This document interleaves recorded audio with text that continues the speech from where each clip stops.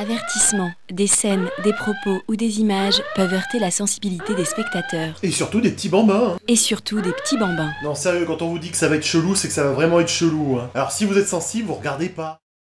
Attention, Bob Zombie a toujours été une chèvre en anglais. C'est le genre à te prononcer Evil Dead par un bon Evil Dead à la française. Donc spécialement pour cette vidéo, et histoire de bien prendre tout le monde à contre-pied, il ne dira pas Evil Dead ou Evil Dead, mais il prononcera Evil Dead, car c'est la prononciation la moins correcte qu'il a trouvée pour faire chier les puristes de l'accent. Ah ouais, non, moi je suis un ouf, je fais comme je veux. Tu pars du principe d'abord à faire des choses qui te plaisent à toi. Bah oui, c'est pour ça que je vais dire Evil Dead. Et bah oui. En fait, il faut t'écouter toi, ce que tu aimes, toi en fait. Il faut pas être sur ce que l'autre peut aimer. Putain, mais en cause de quoi là? Allez, envoyez le bousin.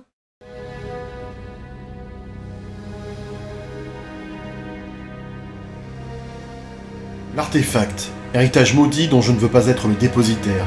Incarnation du mal absolu, j'ai voulu m'en débarrasser. Quand j'ai demandé à mon père comment faire disparaître cette chose, il m'a juste dit « Lucilda le sait. Le vieux caméscope te guidera vers elle. » Et ce que je croyais être le délire d'un démon agonisant était pourtant tout ce qu'il y avait de plus sensé. Son vieux caméscope, objet surprenant capable de voir ce que les yeux humains ne peuvent détecter. Et il était la voie d'accès qui menait à Lucilda.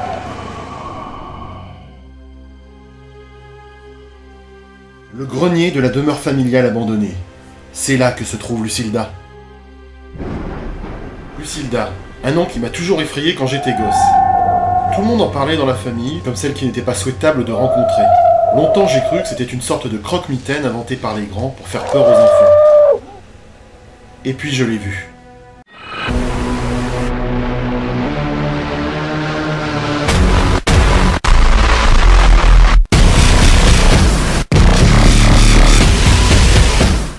Salut les geeks, vous m'avez demandé une vidéo sur le premier Evil Dead et j'avoue que j'ai eu du mal à la revoir pour préparer cette émission.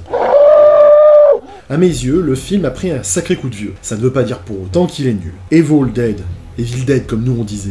C'est une œuvre culte pour certains ou un nanar maladroit des années 80 pour d'autres. Ce film de Sam Raimi a fait couler beaucoup d'encre à son sujet. Pour les plus jeunes, Sam Raimi, c'est la trilogie des Spider-Man. Pour les moins de 40 ans, c'est aussi Darkman en 1990, le western Mort ou Vif en 1995, sans oublier les séries télé comme Hercule ou Xena la guerrière.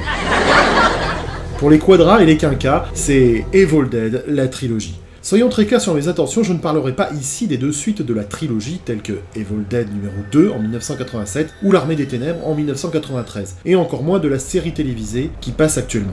Non, aujourd'hui je parle du premier et unique Evil Dead, celui de 1981, on est bien d'accord là-dessus. Et pour en finir sur les précisions, ne comptez pas sur moi pour parler de son remake réalisé en 2013 par Fede Alvarez, ou devrais-je dire Fad Alvarez. Quoi qu'on en pense et quoi qu'on en dise, le film de Sam Raimi reste une œuvre très marquante des 80s.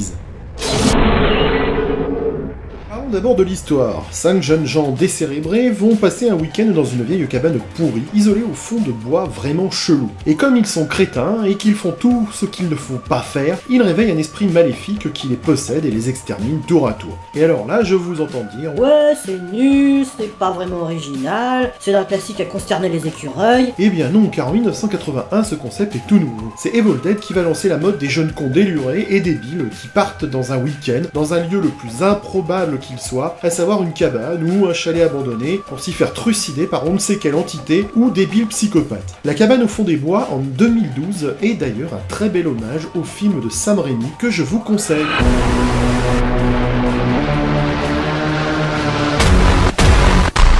Les esprits chagrins vont critiquer les personnages très basiques et caricaturaux du film. 3 filles BCBG, dont une qui est vraiment coincée du cul, et 2 garçons constitués d'un petit con qui ouvre un petit peu trop sa bouche pour faire le malin, et au départ, le personnage de Ash, joué par Bruce Campbell, qui est un jeune homme timide. À l'opposé des modes des années 1980, Ash est un personnage secondaire qui va devenir le protagoniste principal, chose qu'on n'avait vu qu'une seule fois à cette époque, avec Ripley dans Alien.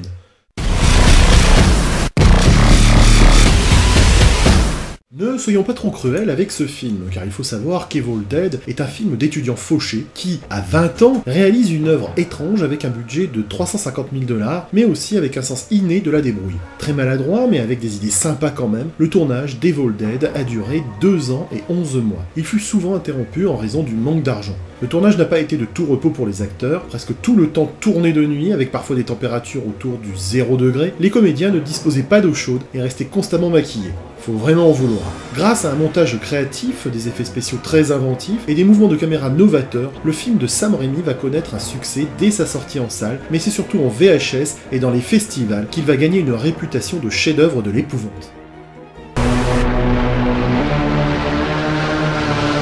Il y a un avant Sam Raimi dans le cinéma de genre. Avant 1981, ce genre est subversif, très souvent engagé, que ce soit socialement ou politiquement, comme par exemple La Nuit des Morts Vivants ou Massacre à la tronçonneuse. Les spectateurs éprouvaient souvent un malaise devant ce genre de film, et s'il leur arrivait de rire, c'était certainement pour se protéger de la violence dérangeante des images et du propos. Mais avec Evil Dead, on plonge dans le grotesque inattendu et surtout dans l'humour macabre, avec une certaine ambition de faire basculer le genre dans l'entertainment.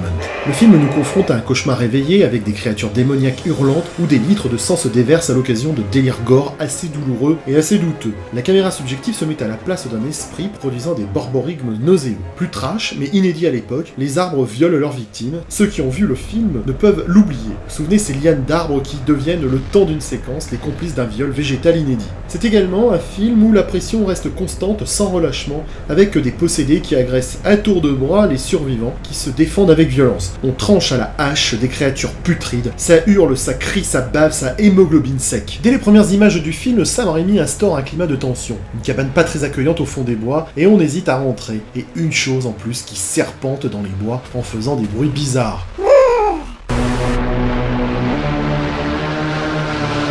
Faute de budget, Sam Raimi doit faire preuve d'inventivité. Comme il ne peut montrer les démons, il les suggère par des mouvements de caméra et des hors-champs qui laissent imaginer d'affreuses choses. Et ça marche plutôt bien. La caméra du cinéaste fonce vers ses victimes, dissimulant via sa subjectivité un démon qui hante les environs. La caméra flotte dans les airs et sur l'eau. Elle devient un personnage à part entière dans le film.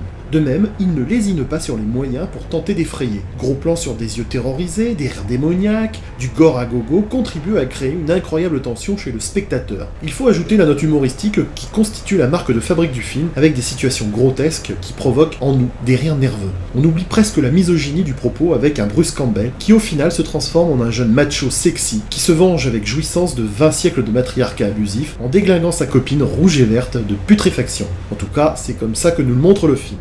Evil Dead a acquis avec le temps un statut de film culte auprès des quinquas et des quadras d'aujourd'hui. Mais attention, revoir ce film peut être douloureux. Certains risquent de le voir d'un autre œil. Et l'œuvre culte de leurs souvenirs peut en prendre un sacré coup. Elle peut tomber de son piédestal et prendre les allures d'un vulgaire navet. De même, ceux qui découvrent le premier film de Sam Raimi, près de 30 ans plus tard, risquent d'être déçus, tant ce film a hérité d'une réputation de film culte auprès des anciennes générations. Bien sûr, on peut le démonter pour toutes ses faiblesses. La qualité d'image, qui ont 30 ans, nuit énormément aux effets spéciaux. Il me semble que ce film a été apprécié dans le contexte de l'époque quand les adolescents boutonneux que nous étions découvrions sur VHS cette œuvre condamnée par nos vieux qui auraient pété une durite s'ils avaient vu que leurs gosses mataient tant d'horreur sur cassette vidéo. À mon sens, Evil Dead est un film qui a connu ses heures de gloire dans les années 80, mais il me semble presque impossible d'être apprécié aujourd'hui par les nouvelles générations, ou même par les vieux cons que nous sommes devenus, parce que nous sommes devenus ces vieux qui étaient autrefois nos parents. Bien sûr, certains peuvent encore éprouver du plaisir devant cette tendre horreur cinématographique, et je les envie. Ouais, enfin tendre, il y a du viol quand même, hein, faut pas exagérer. Mais je pense que la majorité d'entre nous peut estimer que ce film a très mal vieilli. En fait, c'est toujours la même chose, les goûts et les couleurs, ça ne se discute pas. Chacun a une manière très personnelle d'aborder un film, que ce soit par rapport au contexte dans lequel il l'a découvert, ou par son vécu cinématographique personnel. Toutefois, Evil Dead ne ressemble à aucun autre film. C'est un film de jeunesse qui a su s'affranchir des règles traditionnelles de la mise en scène pour plonger les spectateurs dans la perplexité, sans repère et sans rien à quoi se raccrocher. Bref, on aime ou on n'aime pas, mais ce film a marqué les esprits, puisqu'il ne laisse pas indifférent.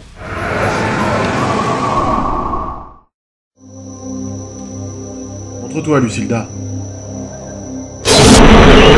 Putain, mais t'es conne, tu m'as fait peur. Je veux me débarrasser de l'artefact, tu peux m'aider? Et je fais comment? Quoi?